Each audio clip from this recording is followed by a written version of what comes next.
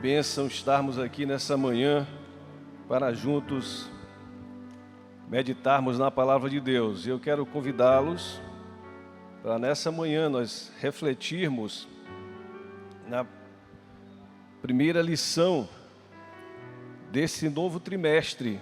1 Coríntios, façam tudo com amor, decência e ordem. E você que ainda não adquiriu a revista, você tem a oportunidade de procurar os diáconos da igreja e já adquirir uma revista belíssima, não só no seu design, mas sobretudo no seu conteúdo explicativo para a nossa vida. São lições únicas para o nosso viver cristão e nós vamos ter a oportunidade de refletir durante esse trimestre sobre essas lições. E aqui está a lição de número 1, 1 Coríntios, capítulos 1 e 3, unidade e sabedoria de Deus. O texto áureo: rogo-vos, irmãos, pelo nome de nosso Senhor Jesus Cristo, que faleis todos a mesma coisa, e que não haja entre vós divisões.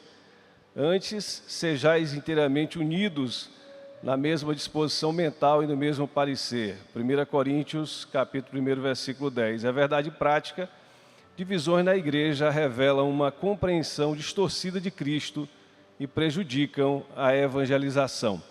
Vamos para a leitura bíblica para estudo, que está em 1 Coríntios, capítulo 1, versículo 1 ao 25. Eu vou ler um versículo e os irmãos o seguinte, e assim nós vamos até o final.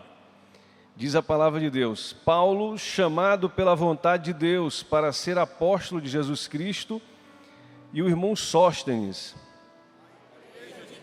Está em Corinto, aos santificados em Cristo Jesus, chamados para ser santos, com todos os que em todo lugar invocam o nome de nosso Senhor Jesus Cristo, Senhor deles e nosso. Graça a vós outros e paz da parte de Deus nosso Pai e do Senhor Jesus Cristo. Sempre dou graças a meu Deus a vosso respeito, a propósito da sua graça, que nos foi dada em Cristo Jesus. Porque em tudo fostes enriquecidos nele, em toda a palavra e em todo conhecimento. Assim como o testemunho de Cristo tem sido confirmado em vós. De maneira que não vos falte nenhum dom, aguardando vós a revelação de nosso Senhor Jesus Cristo. O qual também vos confirmará até o fim, para serdes irrepreensíveis no dia de nosso Senhor Jesus Cristo. Fiel é Deus, pelo qual fostes chamados à comunhão de seu Filho Jesus Cristo, nosso Senhor. Rogo-vos, irmãos, pelo nome de nosso Senhor Jesus Cristo, que faleis todas as mesmas coisas, e que não haja entre vós divisões, antes sejais inteiramente unidos, na mesma disposição mental e no mesmo parecer. Pois a vosso respeito, meus irmãos, fui informado pelos da casa de Cloe, de que há contendas entre vós. Refiro-me ao fato de cada um de vós dizer: eu sou de Paulo, e eu de Apolo, e eu de Cefas, e eu de Cristo. Acaso Cristo está dividido? Foi Paulo crucificado em favor de vós, ou fostes, porventura, batizados em nome de Paulo? Dou graças a Deus, porque a nenhum de vós batizei, exceto Cristo e Gaio. Para que ninguém diga que fostes batizados em meu nome. Batizei também a casa de Estéfanas. Além destes, não me lembro se batizei algum outro.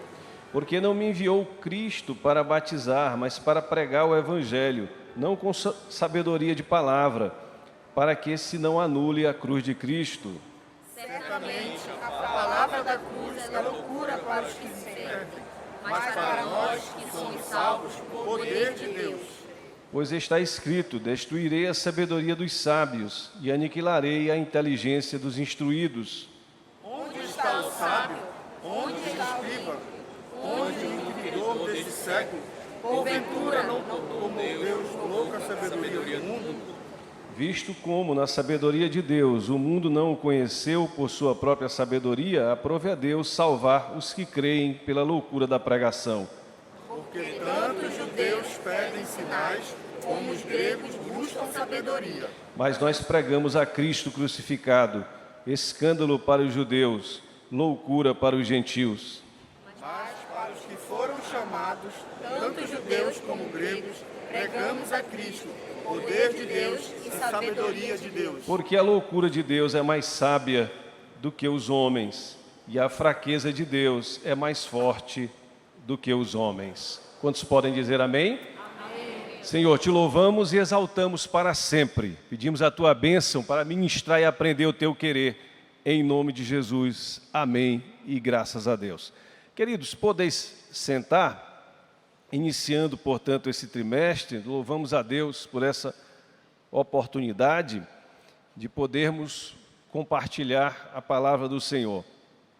E nessa lição tão abençoada, introdutória dessa epístola, Pedro chegou a fazer um alerta para os irmãos, né? Está em 2 Pedro 3,16, a respeito da dificuldade de entender os escritos de Paulo. Portanto, precisamos, de fato, estudarmos com tranquilidade, com cuidado, a palavra de Deus e esses textos tão maravilhosos. E Paulo, estando, como vemos no capítulo 16 de 1 Coríntios, na cidade de Éfeso, resolve escrever essa epístola dirigida aos coríntios, a igreja que se situava na cidade de Corinto. Provavelmente uns 7 anos depois de ter saído de Corinto, onde Paulo tinha passado cerca de 1 ano e meio. Esse episódio, o episódio no final da segunda viagem missionária, nós encontramos no capítulo 18 do livro de Atos, escrito por Lucas. E esse texto, ele trata então do zelo e do cuidado do apóstolo sobre a igreja de Corinto que ele implantou. Paulo implantou naquela cidade. Uma cidade muito estratégica, uma cidade histórica. Alguns escritores dizem que a cidade era a cidade menos grega da Grécia e a cidade menos romana do Império Romano.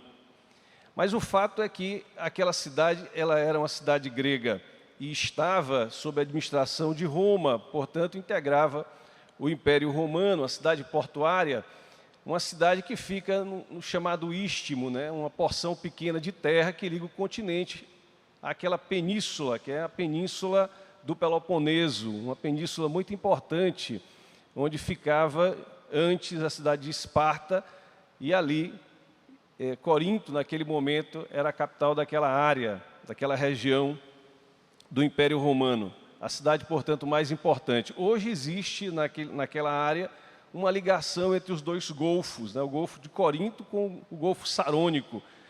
Portanto, é uma faixa estreita de terra em que barcos e navios atravessam nos dias atuais, especialmente turísticos, dando acesso ao chamado Mar Egeu.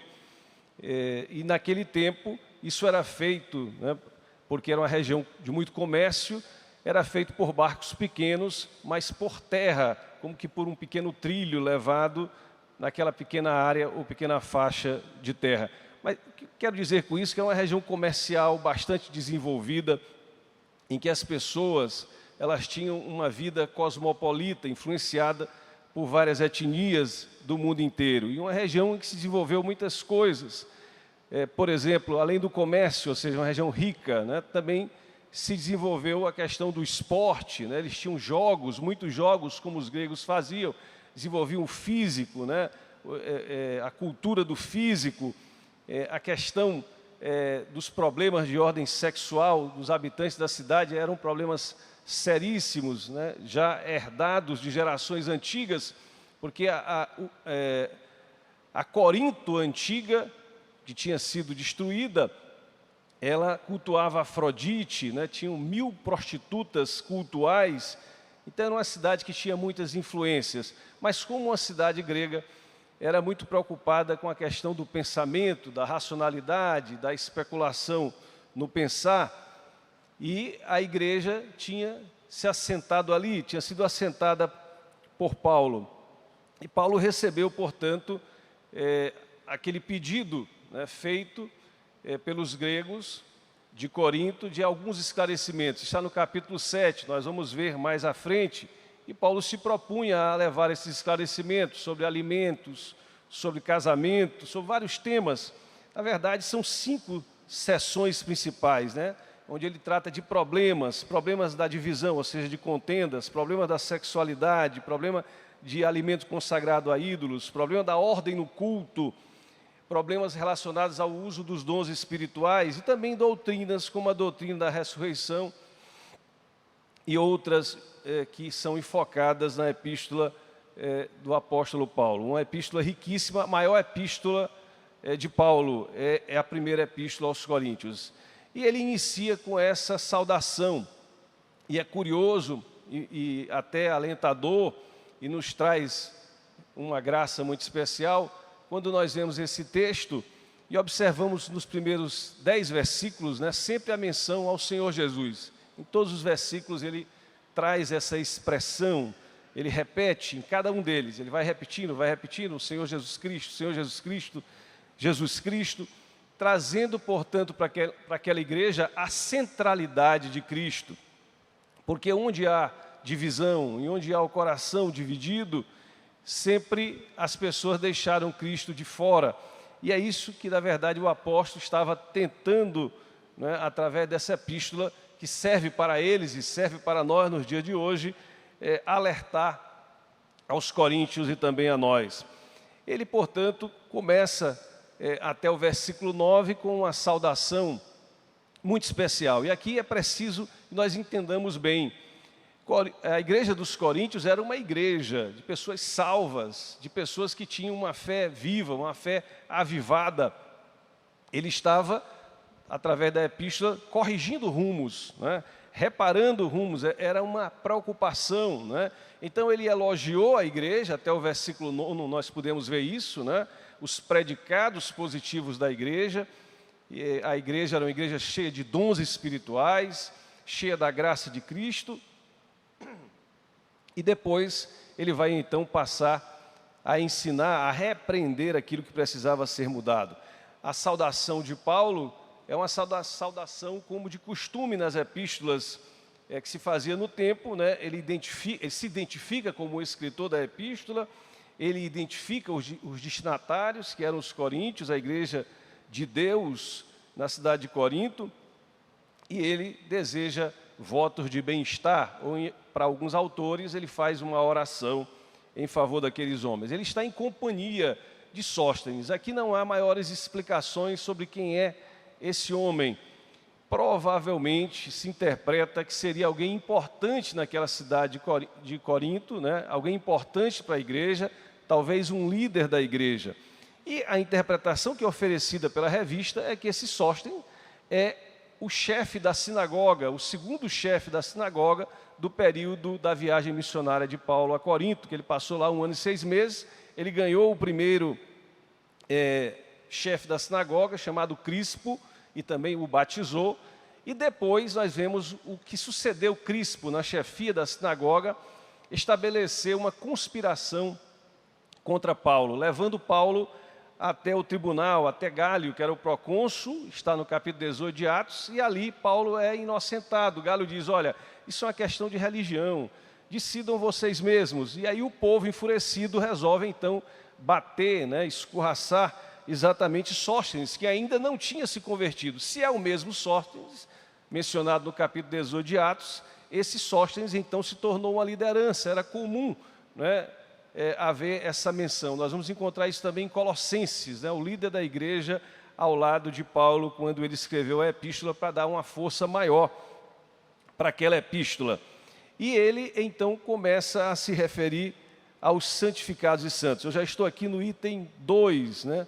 Item 1, subitem 2, santificados e santos. Não sei se alguém está com o microfone, pode ler aí o versículo 2 como está mencionado.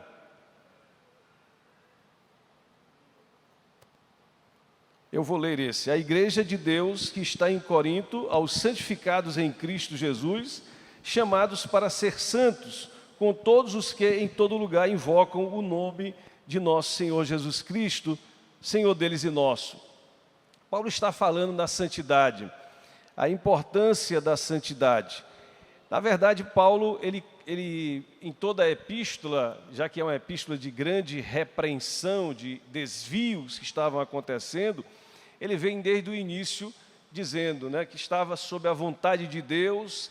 Ele era apóstolo, ou seja, uma das autoridades máximas da igreja, apóstolo de Jesus Cristo, juntamente com aquele líder, provável líder da igreja de Corinto, e ele faz menção que estava se dirigindo à igreja de Deus, né? A igreja de Deus que está em Corinto, a igreja de Deus. E aqui, queridos, Paulo está mostrando claramente que a igreja não tem um dono humano.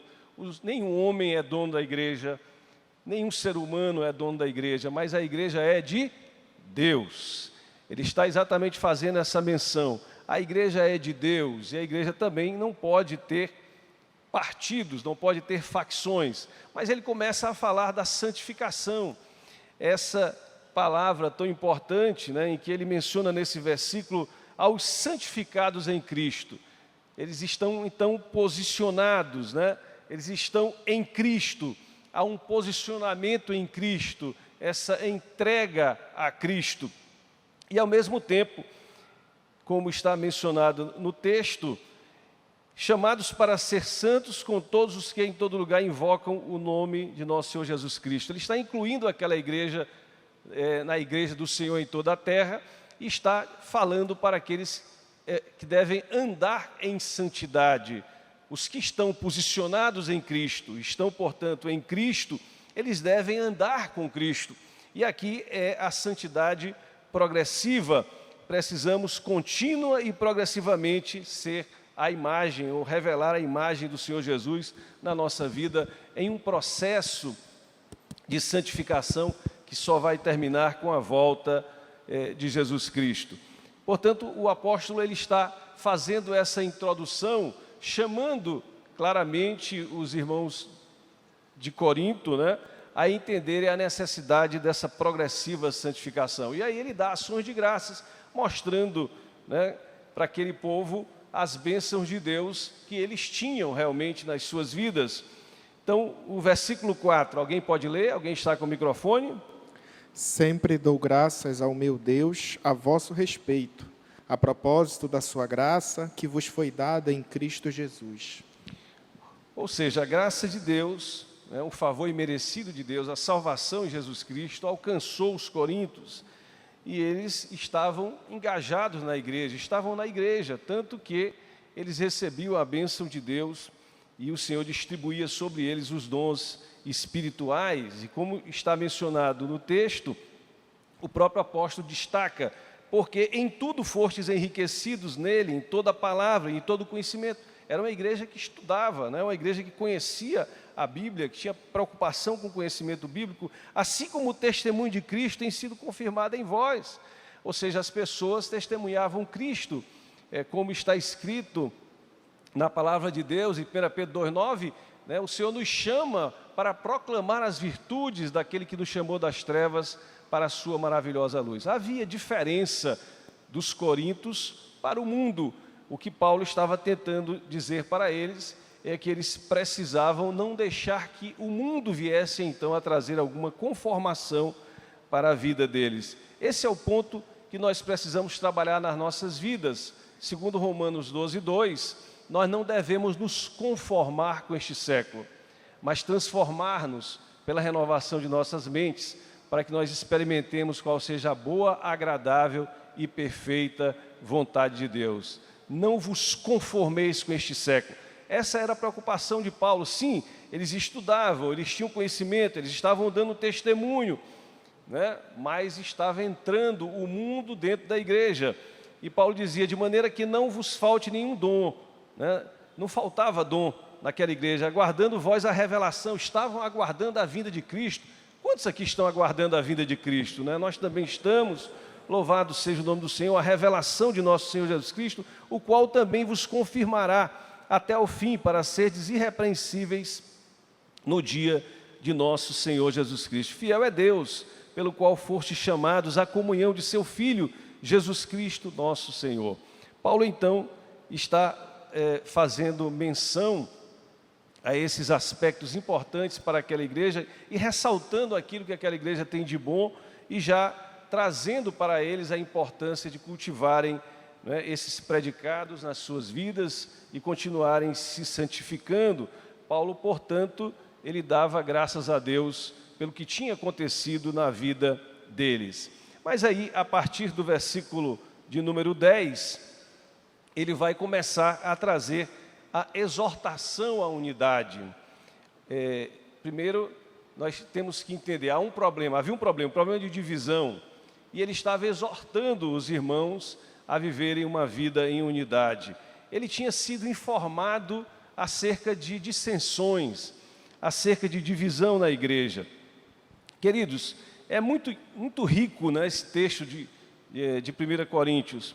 E Paulo diz assim: rogo-vos, irmãos, pelo nome de nosso Senhor Jesus Cristo, novamente o nome do Senhor Jesus, que faleis todos a mesma coisa e que não haja entre vós divisões, antes sejais inteiramente unidos na mesma disposição mental e no mesmo parecer.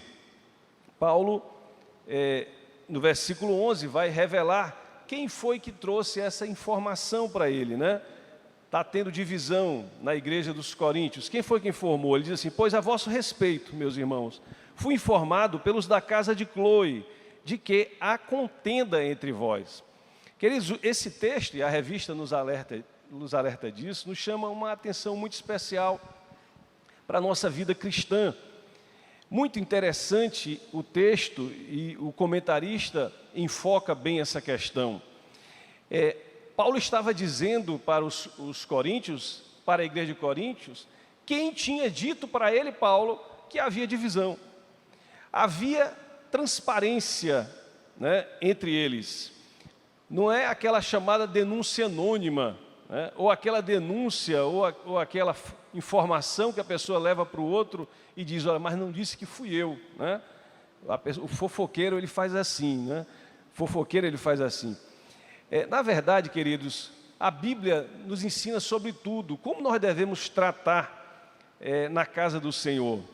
Pastor de igreja não é uma pessoa para a qual nós devemos nos dirigir para fazer desabafos nominais, né? Às vezes as pessoas se confundem com esse procedimento. Como é que a Bíblia fala? A Bíblia diz que se alguém pecar contra nós, um irmão, nós devemos ir com ele, né?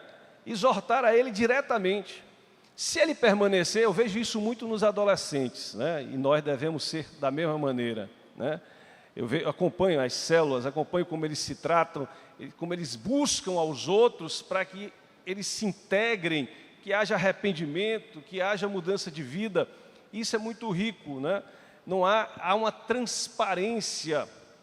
Se não, os líderes vão em cima, né, vão com aquele que está com problemas, para ajudá-lo, né, para sair daquela situação. E se não der certo, levam para o pastor poder ainda orientar. O pastor está em terceiro lugar, né? Hoje em dia as pessoas vão atrás dos outros para falar dos outros, né? E quando falam em fofoca, entristece, a começar quem recebeu a palavra. Na verdade, queridos, o conselho pastoral é um conselho que é dado para as pessoas sem a identificação, né? Pastor, estou passando por um problema, está assim, assim, assim. Aí o pastor vai e diz: mas a fofoca não, pastor, o fulano fez isso comigo, né? E aí começa todo o problema. Mas aqui os da casa de Cloe, não. Eles fizeram o seguinte: olha, Paulo, apóstolo Paulo, está tendo divisão, está tendo contenda. Existem 4 grupos. E o Paulo disse: olha, recebi essa informação do da casa de Cloe. Eles foram claros, transparentes, e Paulo também está dizendo, não vai deixar de falar quem foi que lhe informou, quem foi que lhe deu aquela informação. E assim todas as coisas eram tratadas, porque aqui era um assunto de interesse geral da igreja. E Paulo então começa a dissipar aquelas questões. O que estava havendo? Qual era a contenda principal? Existia na igreja aqueles que queriam uma pregação de 1 hora, né? Queriam explicações demoradas sobre versículos bíblicos, né? Uma pregação expositiva, eram do grupo de Apolo. Existiam outros que queriam o manto, né? O reteté, né? Como diz assim, eram vamos dizer, os discípulos de Paulo, queriam poder, unção, né?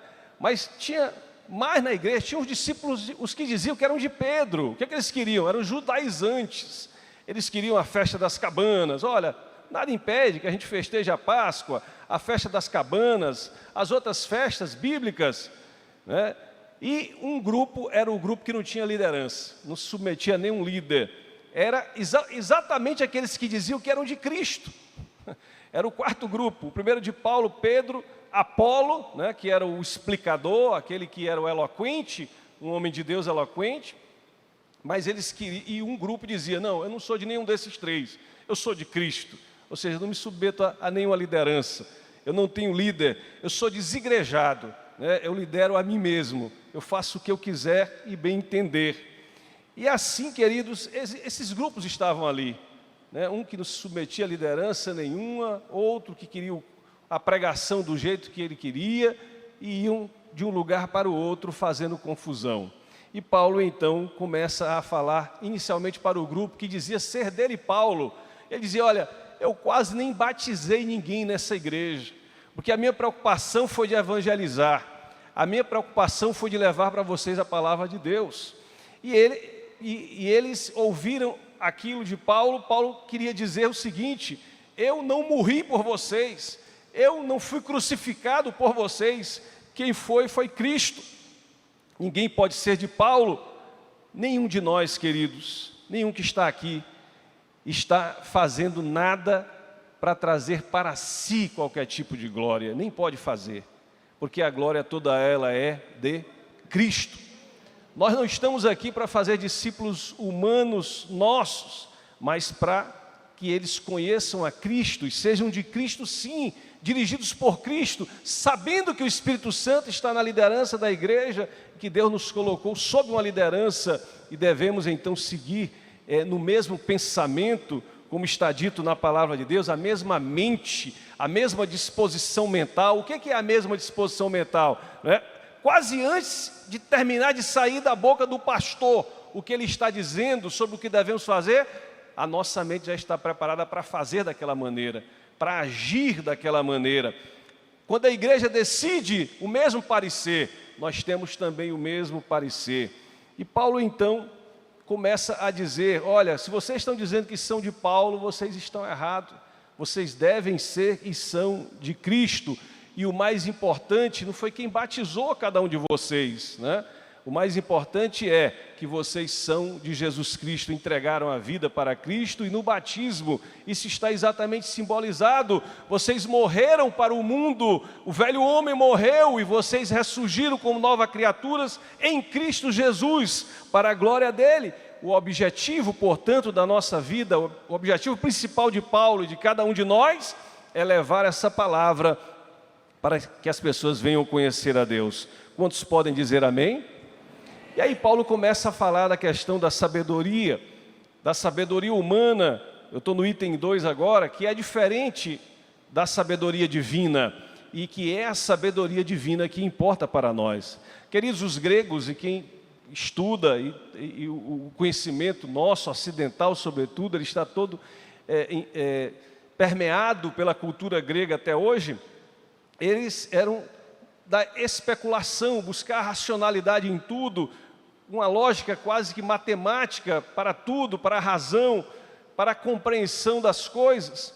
E assim eles queriam entender tudo, até mesmo o caminho para os céus. Por isso muitas pessoas elaboram doutrinas, né, que são quase doutrinas matemáticas, de como o homem chega até os céus. Muitas doutrinas totalmente lógicas, humanas, pensadas por homens. Todas essas doutrinas e toda essa sabedoria humana é loucura. O que importa é a sabedoria de Deus para as nossas vidas, e através do que Deus fala a nós, através da sua própria palavra. 1 Coríntios 1:25 diz, porque a loucura de Deus é mais sábia do que os homens, e a fraqueza de Deus é mais forte do que os homens. Queridos, os gregos achavam loucura que um homem morreu na cruz e nos salvou. Para eles isso era uma verdadeira loucura. Não tinha lógica, não tinha racionalidade, era a opinião grega corrente. acerca do Evangelho. E qualquer homem que leia o Evangelho sem que venha abrir o seu coração para o Espírito Santo vai entender da mesma forma. Já os judeus, eles queriam sinais, eles são práticos, pragmáticos. Eles queriam empregar para a sua vida, porque o Deus que eles conheciam era um Deus de operar, de fazer, abriu o Mar Vermelho, libertou o povo de Israel, tantos milagres, prodígios e maravilhas. Eles estão esperando um Messias militar, um Messias político, um Messias com poder para resolver as coisas, para ser uma majestade naquele momento.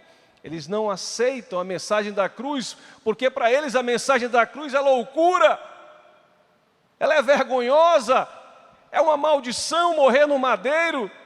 Como ele, judeu, o homem racional judeu, pode acreditar? E Paulo começa a dizer que realmente o sinal, ou esses sinais que vocês esperam, ou a sabedoria que vocês esperam, nenhum desses sinais vocês vão obter racionalmente, humanamente, ou através de algo que vocês venham a ter elaborado nas suas mentes. Mas vocês vão conhecer a Deus através do seu poder, e o poder de Deus é o Evangelho trazido por Jesus Cristo, o nosso Senhor. Paulo identifica a palavra, que seria o conhecimento, ou o Evangelho, que mostra que Jesus Cristo entregou a sua vida por nós, se sacrificou por nós, e quem acredita e crê nesse sacrifício, recebe na sua vida a salvação. Um poder vem sobre a sua vida, e esse homem é feito filho de Deus, e quem recebeu sabe que foi feito filho de Deus, nova criatura, e entende que veio sobre a sua vida por essa palavra e por esse poder, o poder de lidar com os seus próprios pecados. Está perdoado dos seus pecados e tem domínio na sua vida através do Espírito Santo de Deus. E Jesus Cristo é o centro da sua vida, e o homem então, andando em novidade de vida, é liberto, é vitorioso, pode fazer as verdadeiras escolhas, as escolhas necessárias para a sua vida, e é completamente abençoado por Deus. Aquilo que é vergonha para os judeus, aquilo que é loucura para os gregos, é a verdadeira sabedoria de Deus, é o verdadeiro sinal, é o verdadeiro poder que nós precisamos sobre a nossa vida. Cristo morreu e ressuscitou por você, por mim. Creia e experimente esse poder, que é sabedoria, que é vitória, que é libertação, que é tudo que nós precisamos para as nossas vidas. Louvado seja o nome do Senhor Jesus. Essa é a mensagem. Paulo está dizendo: que especulações são essas? Que pensamentos são esses? Que exageros de conhecimento e sabedoria humana são essas? Nada disso. Jesus morreu e ressuscitou, e você precisa saber e entender essa mensagem através da fé, da presença do Espírito Santo, do impacto poderoso da palavra de Deus sobre a tua vida. Sim, o mundo e os homens humanos e naturais vão continuar dizendo é loucura. Os judeus talvez continuem dizendo é vergonha, é escândalo, mas aqueles que creram e conhecem sabem que é poder, é o sinal que nós precisamos para nós, sabem que é a verdadeira sabedoria, o verdadeiro conhecimento que se precisa ter na vida para ser salvo, para ir para o céu. E assim nós louvamos o nosso Senhor para entender todas essas coisas. Isso é poderoso para as nossas vidas. E tratando desse ponto, que é a mensagem central do Evangelho, e que é um ponto fundamental para a nossa vida espiritual, para a nossa fé, nós precisamos entender a importância, não só para a nossa vida, mas para a vida dos outros, porque Deus nos deu uma comissão. Deus nos mandou pregar essa palavra, levar essa palavra adiante, não deixarmos de modo algum que o orgulho, a vaidade, o egoísmo venha a trazer divisão entre nós. E essa divisão, ela traz o atraso da obra de Deus. Queridos, quem já viveu, como eu, algumas décadas no Evangelho, eu já pude ver várias coisas. O produto da divisão, em muitos lugares que andei, e o produto da divisão sempre é o mesmo. Quando há divisão, e a divisão não é debelada através do arrependimento, porque é pecado, a divisão causa racha, causa quebra na unidade da igreja, e pessoas acompanham homens e saem da verdadeira igreja do Senhor. E é impressionante, porque as pessoas que lideram esses rachas e esses grupos, quando nós vamos olhar, muitas vezes o resultado, são 3 resultados, geralmente, 3 resultados. O primeiro deles, o líder cai em pecado, geralmente adultério. Nós vamos olhar, daqui a pouco a gente vai ouvir, né? Rachou, foi para outro lugar, caiu em adultério.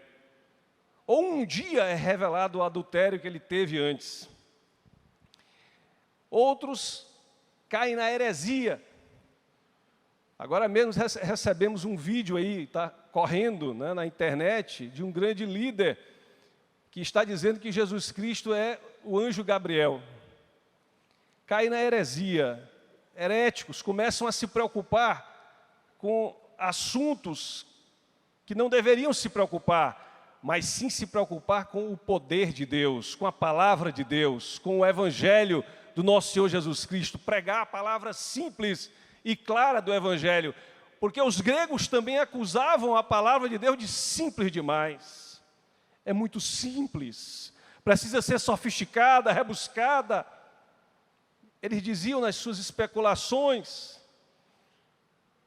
Os outros grupos entram no ostracismo, saem, desviam muitas pessoas, demora um pouco, o líder se apaga e as pessoas todas se desviam do evangelho, aquele grupo que sai.